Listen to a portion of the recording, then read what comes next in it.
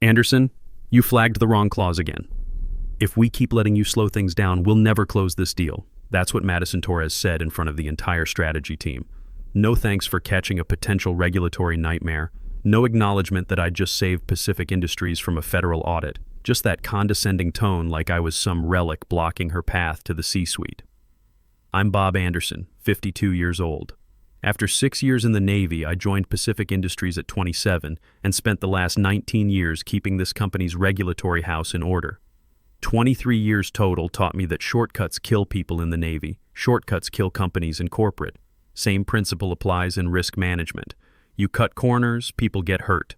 In this case, pension funds worth hundreds of millions. So anyway, I'm staring at my screen, cursor hovering over this clause buried in Section 12.7 of the Master Services Agreement. Liability transfer language so vague it could shift $50 million in post-acquisition regulatory fines straight back to us. The kind of detail that gets executives hauled before congressional committees for SOX compliance violations. But what do I know? I've only spent 19 years building bulletproof compliance frameworks while fresh MBAs treat Reg FD disclosure requirements like suggestions.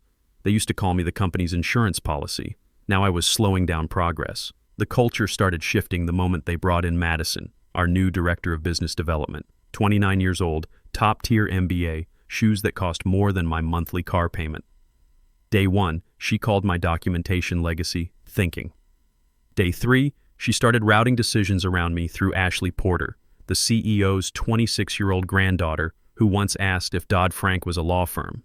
Before I knew it, by month 2, calendar invites stopped including me. I didn't take it personally at first. There's always jockeying during major acquisitions, especially when Pacific Industries was eyeing a $580 million deal that would make or break quarterly numbers. I figured I'd weather the storm like always, let them play their games, then quietly clean up the mess before it hit audit season. But this time felt different, started with the red lines disappearing. Normally, I'd mark up every new contract, flagging potential SEC violations, highlighting conflicting clauses, all that unglamorous regulatory work that nobody appreciates until the fines start flying. Except suddenly, drafts were bypassing me entirely. I'd discover changes after they were already sent to outside counsel. Once I opened a shared document to find my entire risk assessment section deleted like I'd never existed. Then came the modernization meetings. Performance reviews disguised as strategy sessions in conference rooms that smelled like overpriced catered lunch and corporate doublespeak. Bob, we value your attention to detail, but today's business environment requires agility. That's Madison speaking while clicking through slides filled with buzzwords like synergy and velocity optimization. Agility, right? Meanwhile, I'd caught 3 potential compliance violations in Q2 alone that could have triggered federal investigations. One would have invalidated the buyer's letter of intent entirely under Section 404 requirements. But hey, that's just me being risk-averse instead of solutions-oriented. Their words, not mine. There was one moment that really got under my skin. We're prepping documentation for buyer-side due diligence, and Ashley, God bless her LinkedIn-optimized brain, asked if we even needed all that boring compliance stuff. When I explained it was legally required under federal banking regulations, she actually laughed. Like, what's the worst that could happen? I looked her dead in the eye. A $50 million regulatory fine and potential criminal charges. She blinked like I'd spoken Mandarin. That's when I started backing up my files. Every draft, every change log, every email thread with timestamps. Not because I was planning revenge, but because I'd been around long enough to know how these stories end. When deals go sideways and blame starts flying, the guy who asked uncomfortable questions always becomes the fall guy. Had been quietly saving everything for weeks when they decided to make their move. Still, I didn't expect them to act so fast. The following Tuesday, I walked into my weekly one-on-one with HR. Some new director was there, VP of Excellence or whatever they're calling hatchet men these days. They handed me a severance letter printed on heavy stock paper like it was a wedding invitation. Effective immediately, restructuring initiative. Best of luck in your future endeavors. They said I could keep my laptop for 24 hours to wrap up administrative access. No transition meeting, no knowledge transfer, just a firm handshake and thanks for your years of service. I walked out squinting in the afternoon sun like someone had just erased my nameplate from the building directory. I didn't rage or cry or punch walls, went home, heated up leftover Chinese takeout, and opened my backup drive. Started organizing files into a folder I labeled Bob's insurance policy. Don't know why I used that name. Maybe because I knew someday someone would need to file a claim, and when they did, the documentation would be ready. Funny thing about getting fired, everyone gets real polite about it, like you're being gently escorted off a sinking ship, and they don't want the other passengers to panic. Unfortunately, your role no longer aligns with our evolving operational structure, the HR guy said, smile stretched so wide it looked painful. Next to him sat Madison, checking her phone while I read the termination paperwork. No acknowledgement of the late-night emails I'd sent flagging critical issues. No mention of the compliance playbook I'd updated every quarter for 19 years. They didn't even offer a knowledge transfer session. No exit interview, no documentation handoff, just badge surrender and an awkward escort to my desk, where some intern was already measuring my monitor for IT recovery. Kid nodded at me like I was yesterday's news getting boxed up for storage. I packed quietly. No dramatic scene with personal belongings. No potted plant or family photos for emotional impact. Just a coffee mug that said risk management and a stress ball shaped like a calculator. Probably the most accurate metaphor for my career you could find. That's when I remembered the backup drive. I still had system access for another 24 hours. So I opened the laptop and started downloading everything. Contracts, risk matrices, internal memos, audit trails, every red line I'd ever written, each one saved with timestamps and metadata tags. No edits, no revisions, just raw, defensible truth. I didn't do it out of spite, did it because I knew they'd screw it up. You don't hand a complex regulatory environment to a bunch of ambitious kids and expect them to navigate federal compliance requirements. You don't put pension fund security in the hands of someone who thinks regulatory frameworks are legacy overhead. The folder on my desktop slowly filled with document after document. Named it continuity documentation at first, then changed it to Bob's insurance policy when the irony hit me. Even updated the metadata tags to reflect the name change, let them explain that in an audit. I logged out of all company systems, shut the laptop, and stood up. No farewell speech, no parting wisdom, just a long breath that tasted like 19 years of institutional knowledge walking out the door. As I headed for the elevator, Madison finally looked up and gave me that practice smile they teach in business school. Thanks for everything, Bob. We'll take it from here. Ever have a moment where your whole body wants to respond but your brain keeps you professional? I just nodded and said, "Hope you can read the fine print." She laughed, completely missing the point. The elevator ride down was quiet. In the lobby, Maria, the security guard, who used to bring me coffee during those brutal all-night compliance reviews, tilted her head when she saw me. "You okay, Mr. Anderson?" I didn't answer, just gave her a small wave and walked out into the drizzle. For the first time in 19 years, my mornings didn't start with regulatory updates or panic emails about compliance gaps. They started with actual breakfast, eggs cooked in my cast-iron skillet, real coffee instead of that office sludge, jazz playing on the kitchen radio. I wore comfortable clothes, worked on my woodworking projects, even pulled out that fly fishing gear I'd been promising myself I'd use for years. Slack was deleted, LinkedIn silenced, company shortcuts removed like they owed me money. I was free. But freedom doesn't announce itself, just sits there across the room while you pretend this is what you wanted all along. First few days were fine. I organized the garage, sorted through 19 years of accumulated stuff, started reading books that weren't compliance manuals. But around day 5, the silence started pressing in. Nobody was asking about Clause 14.3b interpretations. No junior analysts pinging me with questions that required encyclopedia-length answers. I wasn't needed anymore. Then the phone rang. Nina Walsh, one of the junior compliance officers, whispering like she was in a hostage situation. "Hey Bob, sorry to bother you, but did you ever finalize the vendor exclusivity language for the Torres acquisition?" I paused. That clause was tied directly to the earn-out triggers.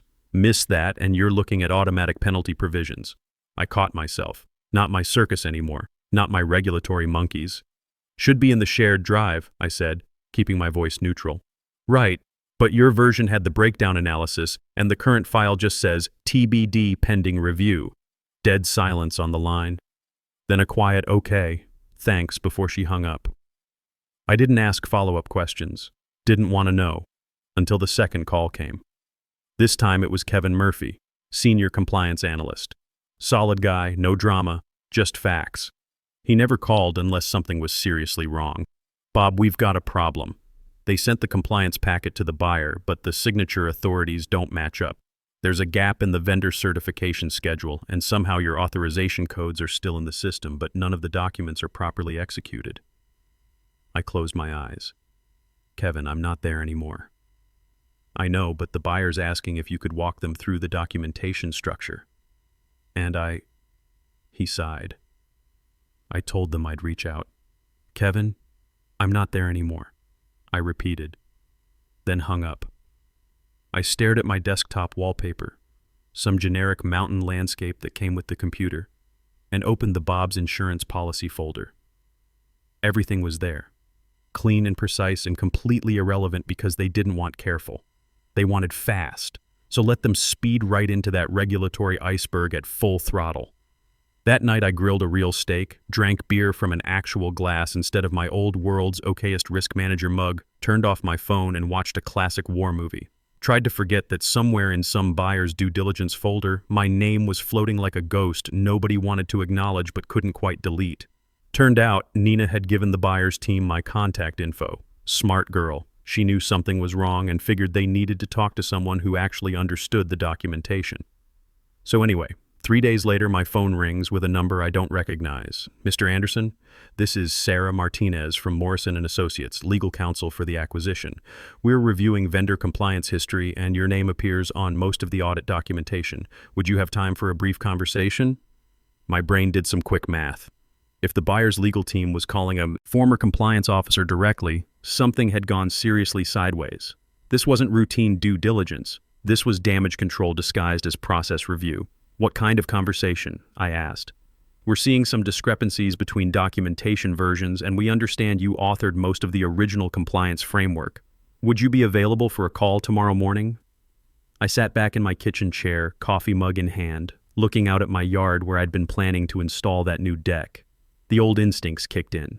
The same reflex that used to have me reviewing contracts at midnight with cold pizza and determination.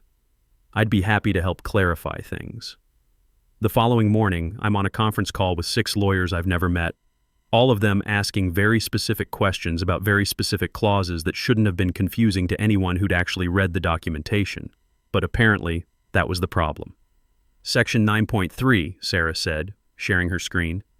The liability caps and indemnification language. The current version shifts approximately $50 million in post-close regulatory risk back onto the seller. But the metadata shows this was edited the same day you left the company. There it was. Someone had gutted my work like a fish, removing the protective language and hoping nobody would notice during the feeding frenzy. That clause was still in draft when I left, I said carefully. If it's been changed, I'd want to see the revision history. One of the other lawyers started typing rapidly. Another pulled up what looked like a version control document. My name was on the edit history, time-stamped for the exact day I was fired. Impossible. Do you still have access to your original drafts? Sarah asked. I hesitated for exactly 2 seconds. I backed them up. For reference. Corporate politeness wrapped around iron facts. We'd be very grateful if you could share those. The audit trail is unclear. I knew what unclear meant in legal speak. Someone had tried to sanitize the documentation, but the bleach hadn't taken. I'd be happy to walk you through the original framework. For the next hour, I guided them through every clause they'd butchered, every safeguard they'd removed, every protection they'd traded for deal velocity. The vendor certification requirements, gone. The regulatory compliance triggers, deleted. The indemnification caps that protected against federal fines, missing entirely. I uploaded my backup files to a secure drive and sent the link. Clean documentation, proper timestamps, everything they'd tried to erase. By the end of the call, Sarah was taking notes like she was building a case file. We'll need to pause due diligence pending resolution of these documentation inconsistencies. Translation: we think you're lying to us, and now we're watching. Within 24 hours, Pacific Industries received formal notice that the acquisition was on hold due to lying on the paperwork, though they used fancier language. That's the kind of notice that gets flagged by SEC filing requirements and forwarded to insurance carriers. My phone started buzzing again. This time it was David Sullivan, my old division head. He sounded like he'd been running, or maybe just lying for hours straight. Bob, listen, there's pressure from the board, and we need to clarify some timeline issues. We need your cooperation to ensure there's no misunderstanding. That word, misunderstanding. Corporate speak for we committed fraud, please don't make it a felony. I didn't raise my voice. I'm not obligated to protect you anymore, David. Silence. Then, quieter. What do you want? That's when it hit me. They weren't calling to threaten or negotiate. They were calling because, for the first time in this whole mess, I had something they couldn't reassign or delete. Truth, backed up with timestamps and metadata they couldn't forge. I want the deal done right, I said, with proper regulatory protections. Suddenly, I'm getting calls from everyone. Madison left 3 voicemails, each one more desperate than the last. Ashley's assistant reached out asking for a quick chat to align on messaging. Even the CEO's office called, though I let that one go to voicemail too. They were panicking. Someone tried to remove my name from archived folders, but audit logs are locked once they're filed. Nina texted me that someone had uploaded a new version of my MSA draft but forgot to change the file name. It still said Bob Final use this one .docx, amateur hour. The buyer's forensic team wasn't stupid. They knew what metadata was, understood timestamp verification, could trace IP addresses and user credentials. Every attempt to hide my work just made the cover-up more obvious. By the end of the week, the buyer requested a formal meeting with whoever was actually responsible for compliance over the prior 3 quarters. Not a team, not a department, one person. Pacific offered Ashley. The buyer declined. They replied with a single sentence. We will proceed only when we can verify Bob Anderson's full involvement in the original documentation. That word, involvement, hit like a shot of bourbon. Burning and earned. I wasn't a footnote anymore.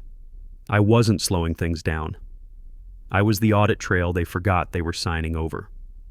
2 weeks later, I'm sitting in my home office when the phone rings. Sarah again. Bob, we've completed our review of the documentation discrepancies. The original compliance framework you developed would prevent significant regulatory exposure for both parties. We'd like to discuss bringing you on as a consulting advisor to oversee the corrected due diligence process. I leaned back in my chair, looking out at that deck I'd finally started building. What kind of consulting arrangement? 12-month engagement, $350 per hour plus expenses, net 30 payment terms, your own timeline and approval authority. The acquisition can't proceed without proper regulatory oversight, and frankly, you're the only one who understands the full scope of what needs to be protected. I did some quick math. $350 an hour versus my old $95,000 salary. That was more than triple my hourly rate, with the authority I should have had all along. I'd be interested in discussing terms, I said. Within 48 hours, I had a contract offer on my desk. Not just any consulting gig. Oversight authority for the entire regulatory transition. Madison Torres was promoted to a special projects role in strategic initiatives, which is corporate speak for career purgatory. Ashley Porter was quietly transferred to the family's charitable foundation where she could do less damage. David Sullivan got reassigned to vendor relations, which is where you put division heads when you're too polite to fire them outright. The beautiful part, they had to announce my return in the company newsletter. Pacific Industries is pleased to welcome back Bob Anderson as Senior Regulatory Consultant for the Morrison acquisition transition. Same people who'd walked me out like yesterday's trash were now printing my name in bold letters and calling it a strategic hire. I set up my home office properly this time. Good coffee machine, comfortable chair, proper lighting. The same documents I'd been protecting for 19 years, except now people listened when I flagged problems. Not because I was shouting, but because when everything else fell apart, my work still stood. First day back on the project, I'm reviewing the corrected MSA with the buyer's team. Every clause restored, every protection reinstated, every safeguard I'd originally written now treated like gospel instead of inconvenience. Sarah walked through each section like she was reading from a manual I'd written, which technically I had. Section 9.3 Liability caps, restored as per Anderson framework. Vendor certification requirements, implemented per original specifications. Regulatory compliance triggers, active and properly defined. She looked up from her screen. This is exactly what we needed to see. Madison joined the call near the end, her title now listed as Strategic Projects Coordinator instead of Director. She was quiet the whole time, taking notes like a junior analyst instead of running the show. When I explained the indemnification structure, she actually thanked me for the clarification. She's learned the hard way that Agile doesn't work when regulators come calling. Apparently, having to explain gaps in compliance documentation to federal auditors will do that to you. The deal took 6 months to close properly. 6 months of methodical review, careful documentation, and actual compliance instead of whatever shortcut festival they'd been running before. Every week I'd get status updates from the buyer's team, progress reports that read like a masterclass in how regulatory oversight should work. Anderson framework implementation, 85% complete. Vendor certification backlog cleared. Regulatory filing schedule on track. These weren't just words on a page. This was $580 million worth of pension funds and institutional investments being protected the right way. Nina would call every few weeks with updates from inside Pacific. Apparently, the new agile approach wasn't looking so agile anymore. Braden, the intern who'd taken over my initial responsibilities, had lasted exactly 3 weeks before admitting he was in over his head. They'd hired 2 external consultants to help decode my documentation system, paying them $200 an hour each to figure out what I'd been doing for free. They keep asking if we have any more of your old files, Nina told me during one call. David's been digging through archives looking for anything with your name on it. Turns out the critical compliance protocols, the ones that actually matter from the last 15 years, were your work. Before that, it was basic stuff anyone could handle. Meanwhile, I'm working from my deck, laptop balanced on the patio table, watching birds while reviewing indemnification clauses. Not a bad way to spend a Tuesday morning. The consulting work was exactly what regulatory oversight should be. Thorough, methodical, properly documented. No rush jobs, no corner cutting, no 29-year-old directors telling me that procedures were legacy thinking. Kevin Murphy reached out in month 4 with news that made me smile. Bob, you should know, they brought in Morrison & Associates to audit our entire compliance department. Guess what they found? He paused for effect. Everything you flagged over the past 2 years. Every single issue you raised that got dismissed as being too cautious. The audit report was 47 pages long. Every risk I'd identified, every procedure I'd recommended, every safeguard they'd ignored, all listed as critical deficiencies that needed immediate attention. The same warnings they'd called paranoid busy work were now labeled essential regulatory protections. They're implementing your old procedures as the new standard, Kevin continued. Madison's been tasked with studying your methodology and creating training materials. She's basically teaching people how to do what you were already doing. That's when the real satisfaction hit. Not revenge, vindication. There's a difference. Revenge is emotional, personal, destructive. Vindication is professional, factual, constructive. My work was being validated not because I demanded it, but because reality had no choice but to acknowledge it. The buyer's final approval came through on a Friday afternoon. Sarah called personally to deliver the news. Bob, we're cleared to close. Every regulatory requirement met, every compliance standard satisfied, every protection in place. This is how acquisitions should be handled. The closing documents were beautiful. Clean signature pages, proper execution, no gaps in the audit trail. Section 9.3 liability caps, exactly as I'd written them. Vendor certification requirements, implemented per my specifications. Regulatory compliance triggers, active and enforceable. The $50 million in potential fines that could have destroyed both companies was now properly allocated and insured against. My final invoice was for $168,000, 6 months of work that had saved them exponentially more. The same expertise they'd valued at $95,000 annually was now worth $350 an hour because they finally understood what they'd almost lost. Got a call from David Sullivan the day after closing. His voice was different, respectful in a way it hadn't been for months before I was fired. Bob, I wanted to thank you. I know the transition wasn't handled well and I know we made mistakes. But the way you handled the consulting engagement, professional, thorough, no grudges, that says a lot about your character. I appreciated that. Not because I needed his approval, but because it meant the lesson had been learned. David, I never wanted to slow anything down. I just wanted it done right. We understand that now, he said. For what it's worth, your consulting work set a new standard for how we approach regulatory oversight. We're implementing your procedures company-wide. The contract officially ended last month, but they've already asked about a renewal for next year's acquisition pipeline. Apparently, word got around in the industry about the Anderson framework for regulatory compliance. I've had 3 other firms reach out about consulting opportunities. I'm thinking about it. The money's good, the work is satisfying, and people actually listen when I flag problems. Plus, I can do it from my deck with good coffee and peaceful mornings. Not many 52-year-old ex-Navy guys get a second act this good. Last week, I ran into Madison at the grocery store. She was polite, professional, even asked how the consulting business was going. No hard feelings on either side, just two professionals who'd found their appropriate levels. She's apparently doing well in strategic projects, working on long-term planning initiatives that suit her MBA training better than regulatory oversight. "Bob," she said as we were leaving, "I wanted you to know, working through your documentation taught me a lot about attention to detail. I understand now why you were so careful about everything. That meant more than any apology could have. Understanding is worth more than being right." I'm back home now, finishing up some paperwork for a new client. The deck is completed, the fish are biting, and my calendar shows $350 an hour meetings for the next 3 months. Sometimes you don't need to raise your voice or make dramatic gestures. You just need to be the last person they can't delete from the audit trail. The acquisition closed successfully, both companies are thriving, and pension funds are secure. Regulatory compliance isn't glamorous work, but it matters. Experience beats velocity every time, especially when the stakes are real and the regulations have teeth. Turns out there's no substitute for doing things right the first time. The market values that now, even if it took them 19 years to figure it out.